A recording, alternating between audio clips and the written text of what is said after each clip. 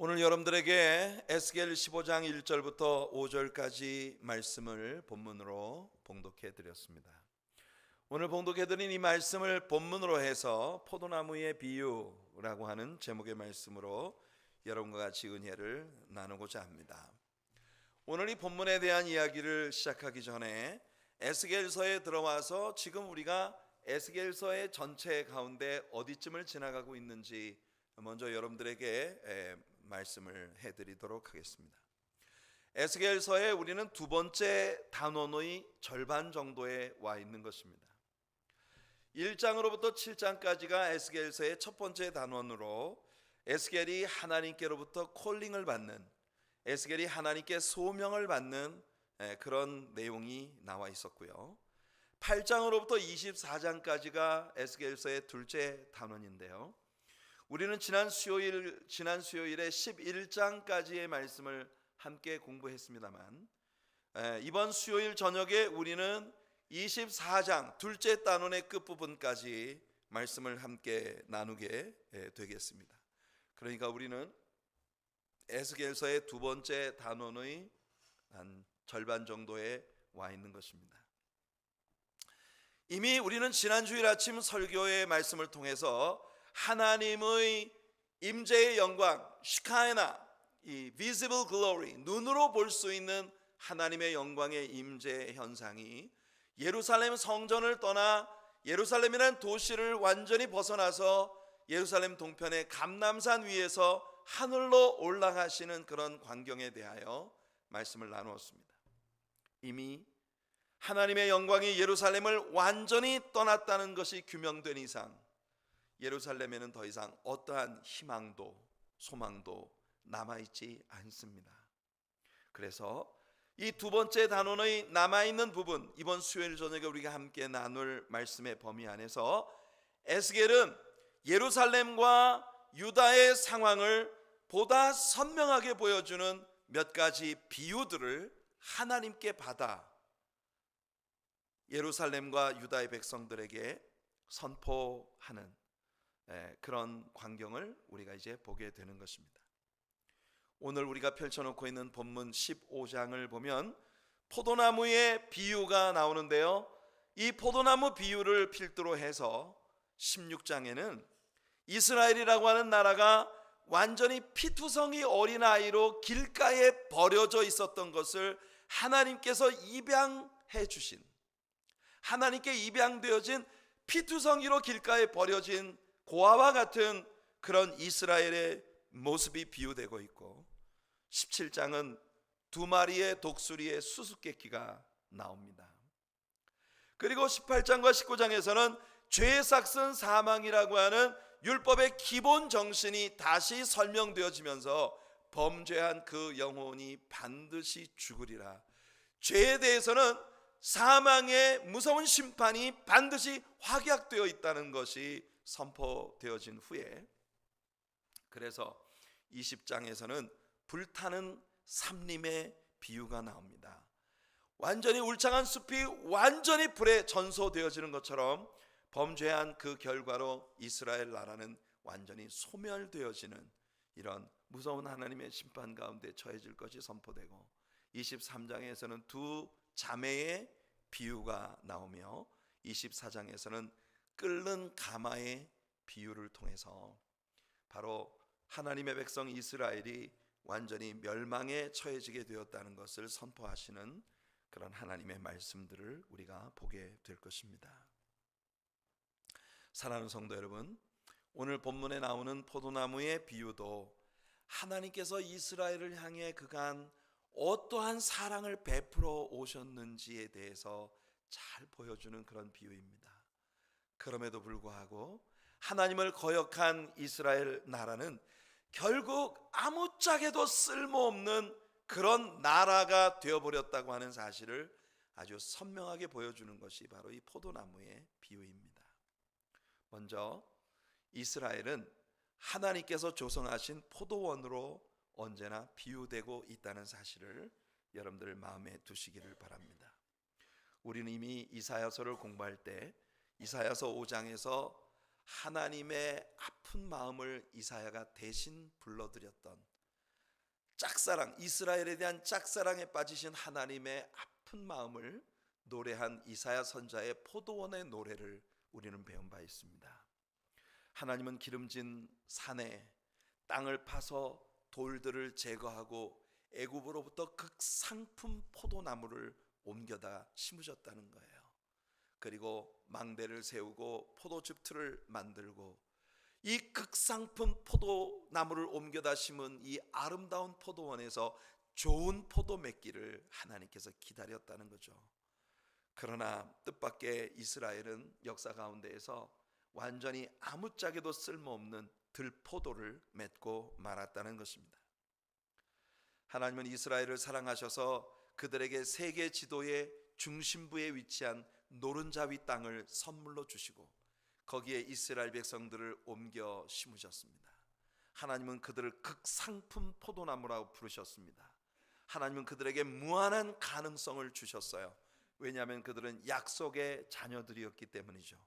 우리는 지난 주일에 바울 사도가 로마서 9장에서 말했던 이스라엘이라고 하는 나라를 세상에 있는 여타 다른 모든 나라들과 확연히 구별짓는 유니크한 나라가 되게 만들어주는 8가지 하나님께서 이스라엘에 베풀어 주신 특별한 축복들을 우리가 함께 말씀 가운데 다루었습니다.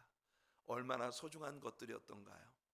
하나님께서 친히 그 나라를 여기서부터 여기까지 내가 너희들에게 주었다고 확정하시고, 그리고 하나님께서 직접 그들에게 피지컬리 그들 중심에 함께 하시는, 눈으로 확인할 수 있었던 시카이나, 이 영광스러운 임재의 영광을 통해 하나님이 그들 가운데 좌정하고 계신 것을 직접 보여주셨던, 하나님의 이름으로 일컬어지는 백성, 변함이 없는 언약 백성, 율법을 통해 하나님의 말씀이 곧 국가의 법이 되었던 유니크한 나라. 여러분, 이스라엘은 얼마나 하나님께 큰 복을 받았던 나라였습니까? 그런 특별한 은총 가운데 이스라엘은 시작이 되었던 거죠. 여기 이사야의 말씀에서 하나님은 이스라엘을 포도원으로 조성하시면서 그 중에 망대를 세웠고 또 그 안에 포도주 틀을 팠다고 말씀하십니다. 이것은 하나님께서 이스라엘이 맺게 될 열매를 얼마나 기대하셨는지를 잘 보여주는 말씀입니다. 오늘 제가 예배가 시작되는 시간, 묵도 시간의 인비테이션 말씀으로 여러분들에게 낭독해 드렸던 시편 80편을 보시면 시편 80편 9절에 이렇게 말씀합니다.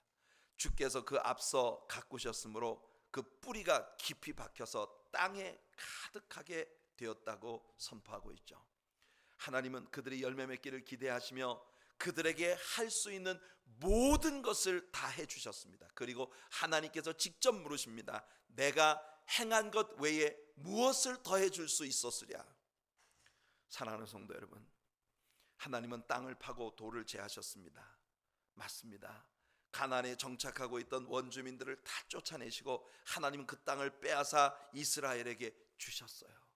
그리고 그 중에 망대를 세우셨습니다. 이것은 하나님께서 친히 그들 가운데서 그들을 지켜주셨다는 걸 보여주는 말씀이에요. 이스라엘은 절대 그들의 군사력이나 탁월한 지혜로 여러분 그들의 나라를 부지할 수 있는 나라가 아니었습니다. 그들의 왕들 가운데 누가 그렇게 완전한 의의를 가지고 그의 탁월한 지도력으로 이스라엘을 세운 사람이 있었습니까?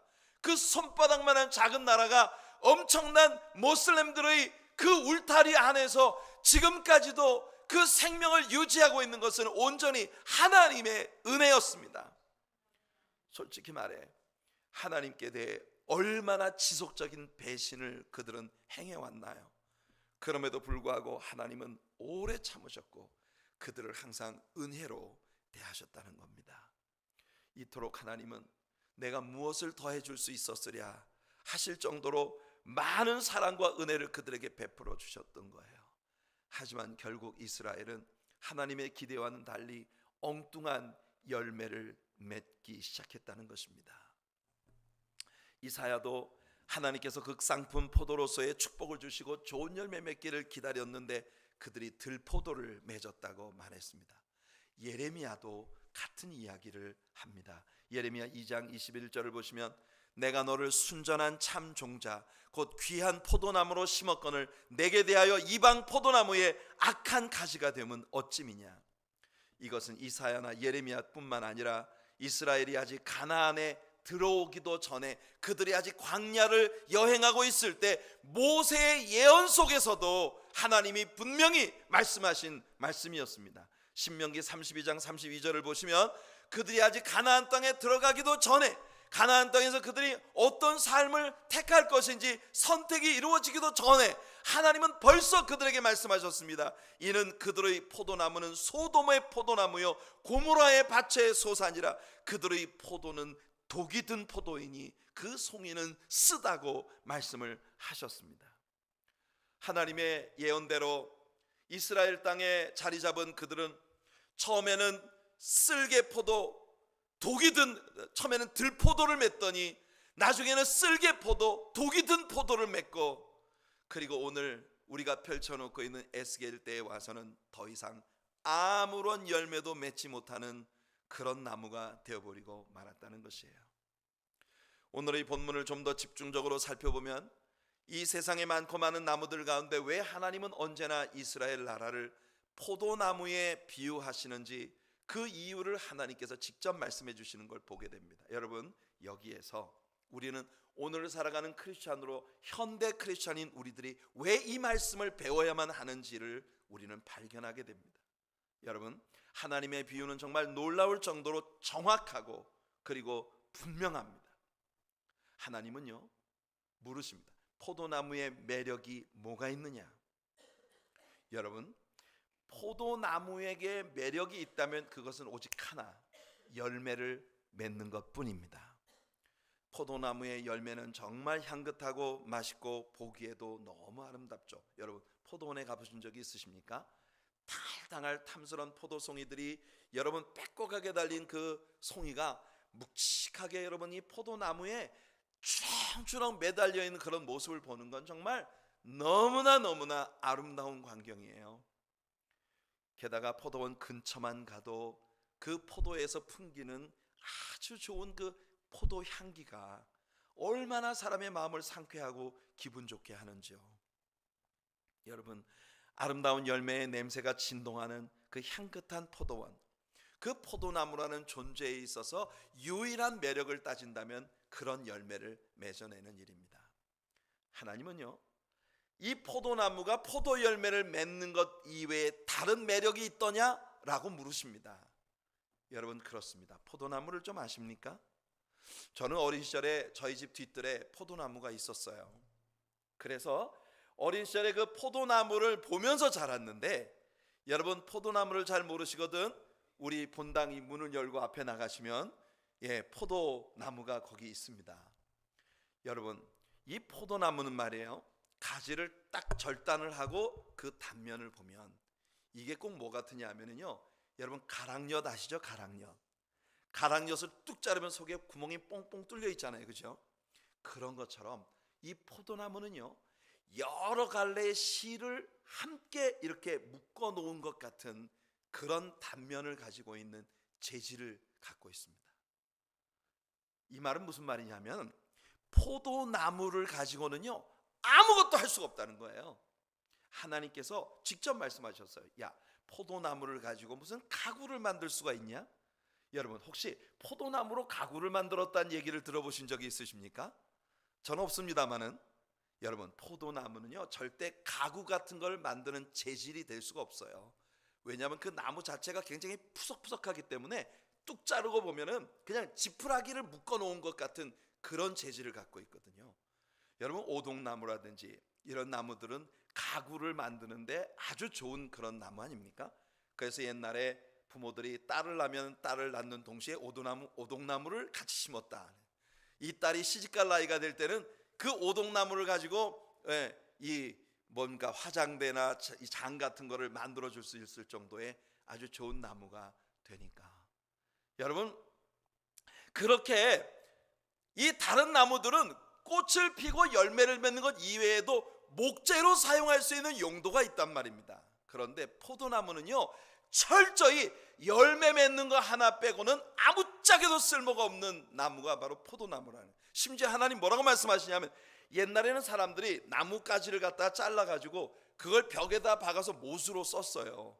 이 쇠로 만들어진 못이 나오기 전에, 왜냐하면 벽들이 흙벽이기 때문에 그런 딱딱한 나무를 못으로 망치로 박으면 흙벽이니까 쑥 들어가거든요. 거기에다가 프라이팬 같은 걸 부엌에서 걸 수도 있고 옷가지 같은 걸 걸 수도 있고 이런 벽에 뭘 거는 못으로라도 쓸 수 있었단 말입니다.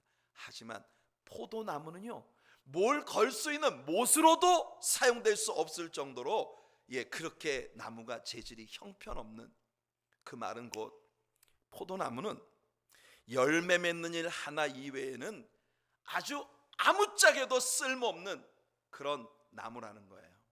하나님께서 유머의 하나님 아니십니까? 유머의 하나님께서 이 비유 가운데 하시는 말씀이 있어. 포도나무가 열매 맺는 거 말고 쓸모 있는 거 하나 있어. 그게 뭡니까? 불쏘시개. 포도나무는 열매 맺는 거 빼놓으면 불쏘시개 이외에는 아무짝에도 쓸모가 없다. 불쏘시개는 이게 나무 가지가 이렇게 막 푸석푸석하니까 불쏘시개로 쓰기에 딱 적당하다는 거예요. 사실은 하나님의 유머가 느껴지는 말씀이긴 하지만 이 말씀은 우리들에게 매우 두려운 말씀입니다. 포도나무가 열매를 맺지 못하면 하나님께서 결국은 찍어 불 속에 던지시겠다는 말씀이죠.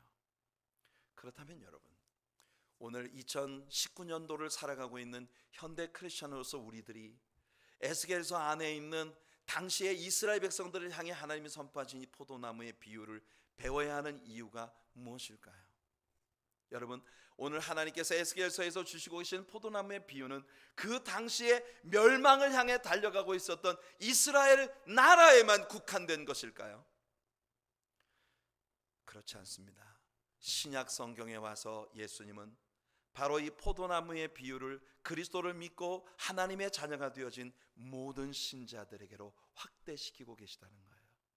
이 포도나무의 비유 속에는 우리의 모든 교회와 성도들에 대한 하나님의 마음이 담겨 있는 것입니다. 예수님께서 직접 주신 포도나무의 비유를 한번 들어보시겠습니까? 요한복음 15장 1절부터 7절까지 말씀입니다. 나는 참 포도나무요 내 아버지는 농부라. 물은 내게 붙어 있어 열매를 맺지 아니하는 가지는 죄송합니다. 아주 지독한 감기가 이제 다 끝나가고 있어요. 그래서 오늘은 정말 굉장히 컨디션이 좋은데 아직도 잔기침은 조금 남아있네요. 여러분, 그래서 예수님 말씀하십니다. 물은 내게 붙어 있어 열매를 맺지 아니하는 가지는 아버지께서 그것을 제거해 버리시고 무릇 열매를 맺는 가지는 더 열매를 맺게 하려 하여 그것을 깨끗하게 하시느니라. 너희는 내가 일러준 말로 이미 깨끗하여 졌으니 내 안에 거하라. 나도 너희 안에 거하리라. 가지가 포도나무에 붙어 있지 아니하면 스스로 열매를 맺을 수 없음 같이 너희도 내 안에 있지 아니하면 그러하리라. 나는 포도나무요 너희는 가지라. 그가 내 안에 내가 그 안에 거하면 사람이 열매를 많이 맺나니 나를 떠나서는 너희가 아무것도 할 수 없습니다. 사람이 내 안에 거하지 아니하면 가지처럼 밖에 버려져 마르나니 사람들이 그것을 모아다가 불에 던져 사르느니라. 너희가 내 안에 거하고 내 말이 너희 안에 거하면 무엇이든지 원하는 대로 구하라. 그리하면 이루리라. 할렐루야. 예수님의 이 포도나무의 비유를 보면 굉장히 중요한 몇 가지 우리가 놓쳐서는 안 되는 요소들이 있습니다. 예수님이 여기서 내가 참 포도나무요 라고 말씀하십니다. 이 말을 헬라 원어 성경에서 보면 헤 암펠로스 알레티노스 이렇게 되어 있습니다. 헤 암펠로스라고 하는 말이 바로 바인, 포도나무라는 의미의 단어이고요. 헤 알레티네, 이 헤 알레티네는 알레티노스라고 하는 단어에서 온 말로 우리말에선 참이라고 번역된 단어이고 영어 성경에서는 true라고 번역이 됐습니다. I am the true vine. 이 단어의 원래 의미는 genuine. 이 말은 무슨 뜻이에요? 진짜란 뜻입니다. 진짜. 예수님 말씀에 나는 참 포도나무라고 말씀하실 때 헤 암펠로스 헤 알레티네, 이 말은 내가 진짜 포도나무다. 여러분, 진짜라는 단어는 가짜를 규명하기 위해 사용되어지는 말 아닙니까? 우리 한국 사람들이 제일 많이 쓰는 말이 빨리빨리라는 말과 진짜라는 말이래요. 그래서 관광지에 가보면요, 여러분, 이 외국 사람들이, 한국말을 전혀 모르는 사람들이 두 단어는 꼭 알아요. 어서 와, 빨리빨리, 빨리빨리. 예. 그리고 뭐라고 하니? 이거 진짜야, 이거 진짜야, 이렇게 얘기해요. 한국 사람, 한국 관광객들이 제일 물건을 살 때 묻는 게 뭐냐? 이거 진짜예요? 진짜요. 그래서 이 두 가지 단어는 한국말을 모르는 사람들도 다 안다는 거예요. 빨리빨리, 진짜야, 진짜. 바로 그 진짜라는 단어를 예수님이 하고 계신 것입니다. 여기서 여러분, He ampelos, he alethine, I am the genuine vine, 내가 진짜 포도라고 말씀하시는 예수님의 말씀의 의도는 뭐냐? 나 말고는 다 가짜다. 아멘 하세요. 아멘 하세요. 예수님 말고는 다 가짜라는 겁니다. 세상에 만들어진 어떤 현인들의 지혜의 말이나 또는 어떤 종교들이나 예수님 이외에는 구원 얻을 다른 이름을 주신 일이 없다고 베드로가 선포한 것처럼, 나 외에는 아버지께로 가는 길이 없다고 선포하신 예수님 말씀처럼 예수님 아니면 다 가짜라는 겁니다. 예수님께서 당시 종교 지도자들에게 이 비유를 왜 들려주셨는지 아십니까? 당시 종교 지도자들은 자기들이 아브라함의 후손이라는 것, 즉 이스라엘 백성으로 태어났다는 사실만으로 그들에게 저절로 구원과 특혜가 주어졌다고 믿고 있었던 거예요. 그래서 자기들은 아브라함의 후손이라는 게 최고의 자랑이었습니다. 그래서 그들의 교만은 하늘을 찌를 듯했고, 심지어는 그 교만으로 하나님이신 예수님마저 십자가에 못 박아 버린 거예요. 그러나 에스겔 선지자가 말했던 것처럼 하나님의 포도나무로서의 이스라엘은 벌써 옛날에 실패해 버렸다고 예수님이 이 비유를 통해 말씀하시는 거예요. 너희들이 아브라함의 후손이라는 것, 너희들이 이미 멸망해 버린 이스라엘 사람이라는 것, 그것은 전혀 월킹하지 않는, 이제는 아무 의미도 없는 것이다. 너희들에게 진정한 구원은 오직 한 길, 내게 붙는 것이다. Apart from me, you can do nothing. 예수님의 선포는 나를 떠나서는 너희가 아무것도 할 수 없다는 것입니다. 성도 여러분, 이 비유를 통해 예수님은 자명한 진리를 우리에게 반포하신 거예요. 하나님의 자녀가 되는 길은 하나뿐입니다. 오직 한 길, 예수 그리스도께 붙는 거, 바로 그것뿐이에요. 그 외에는 다 가짜입니다. 여러분, 기독교라는 종교를 선택한 사람이 되어서는 안 됩니다. 교회가 시스템 안에, 그리고 전통적으로 내려오는 모든 전통들을 따라가는 그런 신앙이 되어서는 안 됩니다. 예수께 붙으셔야 합니다. 예수를 만나셔야 합니다. 여러분 스스로가 하나님의 말씀을 매일 묵상하고 우리 주님 앞에 기도하며 살아계신 예수님과 늘 유기적인 교감을 가지는 살아있는 신앙인이 돼야 하는 것이에요. 오늘 본문에서 하나님은 이스라엘의 교만을 지적하십니다. 여러분, 사실 이스라엘 나라가 교만할 게 뭐 있는 나라입니까? 그들은요, 본디 힘없고 가난한 떠돌이 유랑민의 후손들이에요. 히브루, 여러분 히브리인이라고 하는 이 그들의 민족의 명칭이 무슨 뜻이라고 배웠죠? 강 건너온 사람들이라고 배웠습니다. 맞습니다. 히브리인이라고 하는 그들의 민족의 명칭 자체가 강 건너온 나그네들이란 뜻이에요. 메소포타미아로부터 유프라테스 강을 건너 하나님의 인도를 따라 이 가나안 땅에 정착한 나그네 유랑민들의 후손이 바로 이스라엘입니다. 이스라엘 주변에 일어난 열강들을 생각해 보세요. 아스리아, 애굽, 바벨론, 심지어 모압과 암몬 같은 이런 나라들도 여러분 넓은 영토와 오랜 유구한 역사 가운데 빌드업되어진 찬란한 문화유산의 영광을 가진 나라들이었습니다. 그런 열강들의 틈바구니에서 이스라엘 같은 나라가 애굽에서 종살이하다가 겨우 빠져나와 여러분 그 장구한 세월의 나그네 삶을 거쳐 겨우 팔레스타인에 자리를 잡은 이 가련하고 연약한 한 나라가 세상에 자랑할 것이 뭐가 있겠습니까? 이사야는 이스라엘 주변의 열강들을 빽빽한 삼림에 묘사합니다. 하늘을 찌를 듯 우거진 빽빽한 삼림 속에 아주 작고 보잘것없는 야생 포도나무 한 그루와 같은 아주 보잘것없는 민족이 바로 이스라엘이라는 것이에요. 하지만 하나님은 그들을 극상품 포도나무라 부르십니다.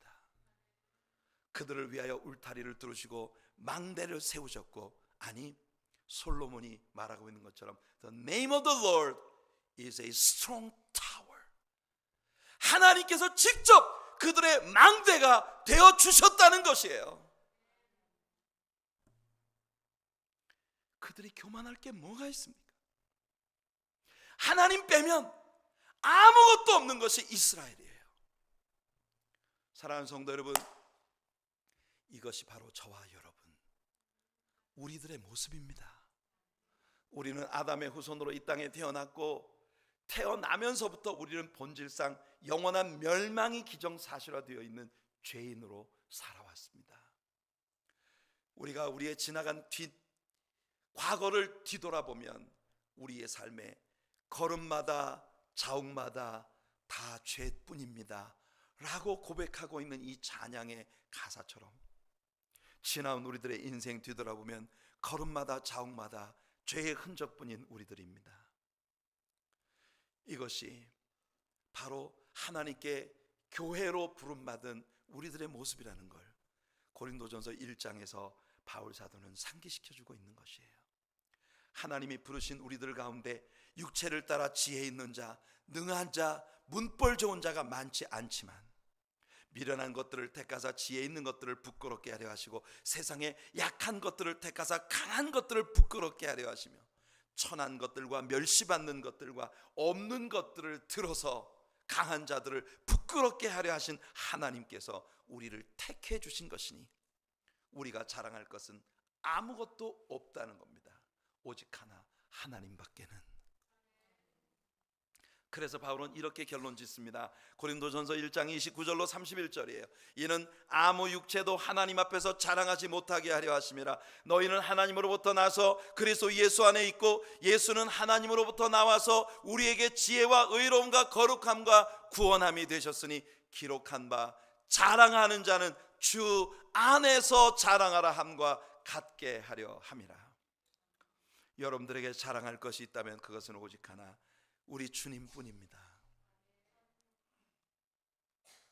Apart from me, you can do nothing. 예수님이 포도나무 비유에서 선포하신 것처럼 주님을 떠나선 우리가 아무것도 할 수 없는 존재입니다. 그래서 우리는 늘 고백해야 해요. Without you, I'm nothing. 우리는 여러분, 엘리야라고 하는 사람을 하나님께서 종으로 삼으시면서 그 엘리야에게 세 가지 놀라운 기적들을 경험하게 하신 걸 배웠습니다. 그런데요, 그 기적 자체를 우리는 하나하나 뜯어놓고 하나님의 큰 복이라 여깁니다. 그런데요, 알고 보면 이 세 가지 기적이 모두 다 엘리야를 완전히 낮추시는 하나님의 의도가 들어있는 기적들이라는 거예요. 3년 6개월의 가뭄 기간 동안 그리 시내가 완전히 말라 비틀어질 때까지 하나님은요, 엘리야에게 아침 저녁으로 까마귀를 보내서 떡과 고기를 물어다 먹여주셨어요. 놀라운 기적이죠. 그 가뭄 기간 동안에 떡과 고기를 먹었다는 건 은혜인데 왜 하필이면 까마귀입니까? 여기에 여러분 하나님의 뜻이 있는 거예요. 왜 하나님은 비둘기를 쓰실 수 없었을까요? 여러분, 어줍지 않은 마술사들도 다 비둘기 가지고 마술을 부리는데 왜 하필이면 우리 하나님은 율법이 부정한 새라고 여기고 규명하고 있는 까마귀를 들어서 먹여주시냐 말이에요. 기왕이면 율법이 정결한 새로 여기고 있는 비둘기를 사용하시면 그림이 좋잖아요. 그런데 하나님은 굳이 까마귀를 들여다 먹이셨어요. 아침 저녁으로 까마귀가 날라옵니다. 저 하늘 꼭대기에서 뿅 떨어뜨리면 슈 푹푹. 엘리야 쫓아가가지고 떡을 들고 먼지 털고 해서 먹었어요. 왜 하나님 그렇게 하실 수밖에 없었나요? 여러분, 나중에 엘리야가요 완전 지쳐서 하나님의 일을 다 그만두고 팽개치고 도망가 버렸습니다. 그 도망치는 엘리야는요, 하나님이 천사를 보내셔서 극진히 접대하십니다. 떡을 굽고 물을 준비하고 상을 만들고, 그래서요 엘리야가 눈을 뜨고 보니 위에 상이 차려져 있는 거예요. 오히려 지치고 힘들 때는 하나님이 그를 극진히 대우하셨어요. 그러나 이제부터 하나님의 위대한 종으로 쓰임받는 그 초입에 하나님은 엘리야에게 분명히 가르쳐 주신 겁니다. 네가 지금부터 하는 일은 그 어느 것도 네가 잘나서 하는 게 아니야. 왜 여러분 이스라엘 나라에는 과부가 없었던가요? 왜 하필이면 사르밧의 이방 나라의 과부, 그것도 부자면 또 모르겠어요. 세상에 밀가루통에 가루 한 줌, 그리고 기름병에 기름 조금, 하나밖에 없는 아들하고 둘이 나가 나뭇가지 주워다가 불 피워서 오늘 이걸로 떡 하나 구워 먹고 내일은 죽자. 세상에 얼마나 절박한 사람입니까? 세상에 하나님의 종을 하나님은 왜 그런 집으로 보내십니까? 그런데도 하나님은 그 여인의 집에 밀가루통에 그리고 기름병에 밀가루와 기름이 3년 6개월 감금 기간 중에 마르지 않게 기적을 행하시면서 엘리야를 먹이신 거예요. 할렐루야. 하나님은요 엘리야에게 계속 교훈하시는 겁니다. 나 없으면 넌 아무것도 아니야. 그리고 그 과부의 아들이 죽었을 때 하나님은 엘리야에게 그 시체 위에 엎드려 소위 엘리야 안수를 하게 하십니다. 여러분, 엘리야는 이때 하나님께 선택되어 부름받은 나실인이에요. 하나님의 종이에요. 여러분, 하나님께 선택된 종들은 절대 시체를 가까이 하면 안 된다는 게 율법이에요. 왜 하나님은 이렇게 율법이 규명하고 있는 안 된다는 일만 엘리야에게 계속 시키신 것일까요? 엘리야에게 하나님이 가르치시는 교훈은 뭐냐? 네가 잘나서 된 건 아무것도 없어. 오늘 하나님께서 저와 여러분들에게 이 아침에 이 말씀을 통해서 주는 교훈은 자명합니다. 우리가 아무것도 자랑할 것이 없는 사람이라는 걸 아는 것이 신앙의 시작입니다. 내가 하나님 이외엔 아무것도 자랑할 것이 없는, 하나님 없으면 난 깜빡 죽어, 하나님 없으면 난 끝이야, 이것을 아는 것이 모든 신앙생활의 시작이에요. 우리는 우리 교회에 항존직 직분자들을 세우고자 합니다. 여러분들이 교회에 하나님의 종이 일꾼이 되는 자격이 뭐라 생각하십니까? 돈이 많은 거? 공부를 많이 한 거? 이 세상에서 여러분들의 이름 아래에서 얼마나 많은 직원들이 여러분들의 이름으로 일을 하고 있는가 하는 그런 위세? 혹은 여러분들에게 주어진 정치적인 그런 권세? 여러분이 하나님 앞에 쓰임받는 일꾼 되기를 원하신다면 여러분이 갖추어야 할 유일한 조건은 하나님 없으면 난 아무것도 아닙니다, 이것을 아는 것입니다. 이스라엘 역사를 보면 그들이 겸손할 수밖에 없었던 광야 생활을 제외하곤 이스라엘의 역사 가운데 열매가 없었어요.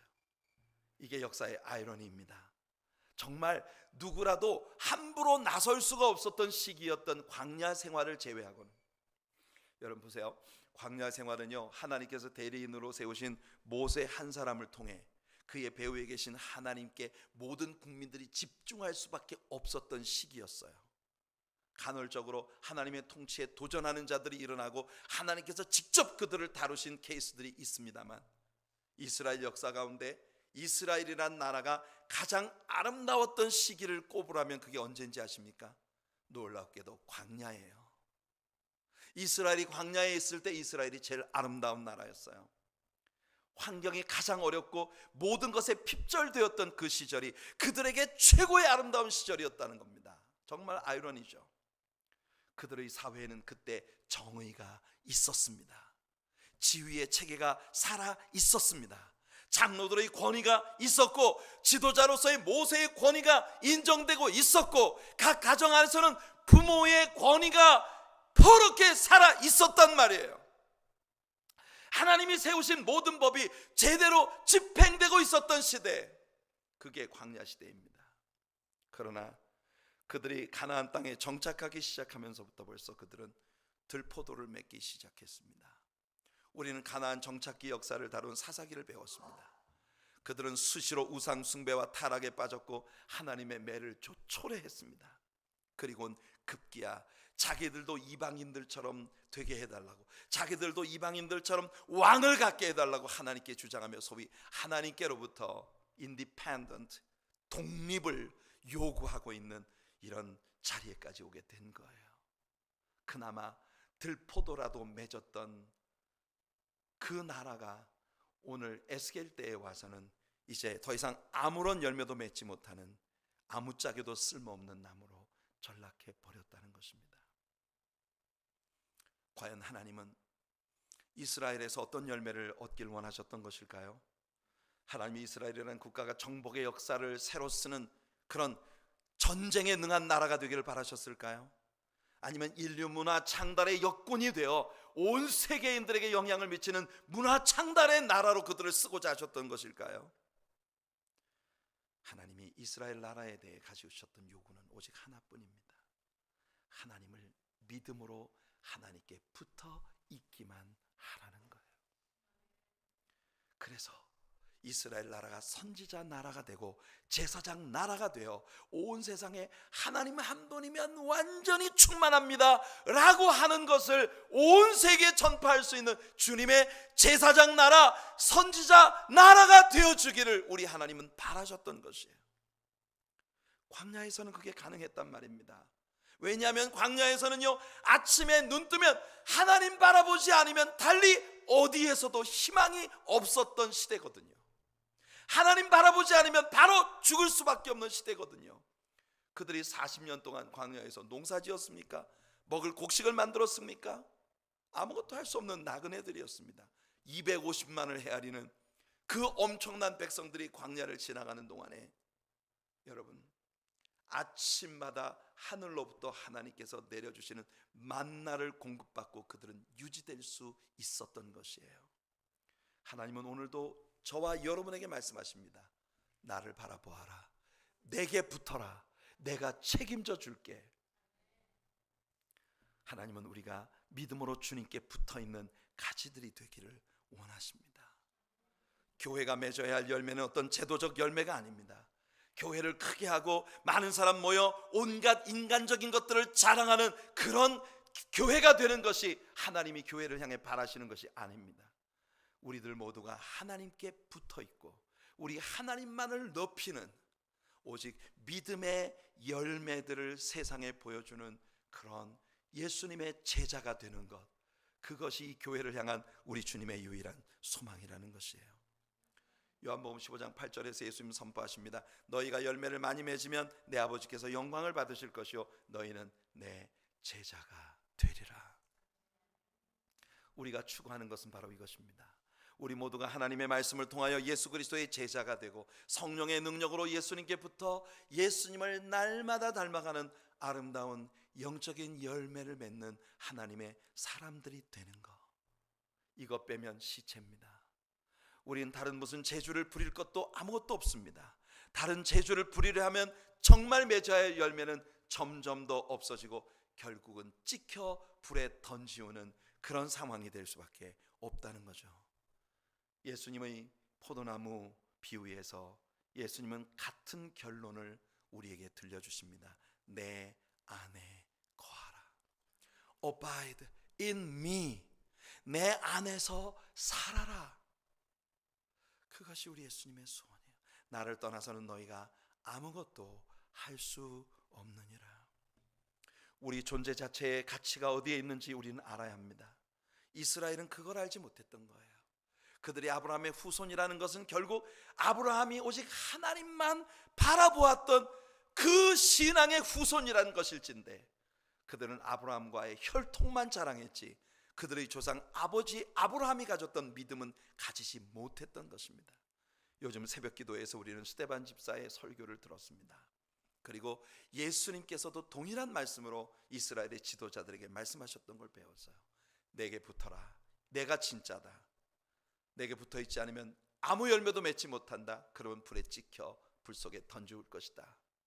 여러분, 예수님이 말씀하신 그대로 AD 70년 로마의 타이러스에 의해 이스라엘은 또다시 찍혀서 불 속에 던져졌습니다. 1948년 이스라엘이 한 나라로서 독립을 하는 엄청난 기적이 있었습니다. 역사 가운데 지도에서 이름조차 완전히 사라졌던 한 나라가 1948년도에 유엔에 등재된 독립국가로 다시 재탄생을 하는 기적을 겪었지만 여전히 이스라엘은 아직도 여러분 하나님께서 그들에게 주신 모든 축복들을 완전히 하나님 앞에 누리지 못하는 그런 나라로 남아있는 것입니다. 성도 여러분, 열매 맺으시기를 축복합니다. 열매가 많은 성도님들 되시길 바랍니다. 열매를 맺으려면 지속적으로 주님 안에 거하는 것, 그 길뿐이에요. 열매는 절대 절로 맺어지지 않습니다. 예수님께 붙으면 예수님께로부터 그 진액이 공급되어 예수님의 영양으로 맺어지는, 여러분 나무가요 봄 온다고 꽃 피워야지, 저 나무는 꽃 피우는데 나는 이게 뭐야 그러면서 이렇게 해서 꽃을 피우는 거 아니에요. 여름이야 열매 맺어야지 빨리 꽃을 떨어뜨리고 열매 이거 아니에요. 가지가 열매를 맺는 건 딱 한 가지, 그냥 예수님께 붙어 있으니까 절로 꽃 피고 열매 맺는 겁니다. 그리스도인들의 삶도 마찬가지입니다. 여러분 신자의 삶은 예수님께 믿음으로 붙기만 하면 절로 너무나도 달콤하고 행복한 미소를 띠고 너무나 아름다운 삶의 아름다운 열매들을 맺어내는 그런 예수님의 제자가 되는 것이죠. 붙어만 있으면. 이것이 신자의 가장 중요한 이슈입니다. 여러분이 교회에 오시는 가장 큰 이유는 예수님께 붙기 위함이에요. 오늘 예수님께 튼튼히 붙는 저와 여러분, 그리고 우리의 교회가 되기를 예수님의 이름으로 축복해 드립니다.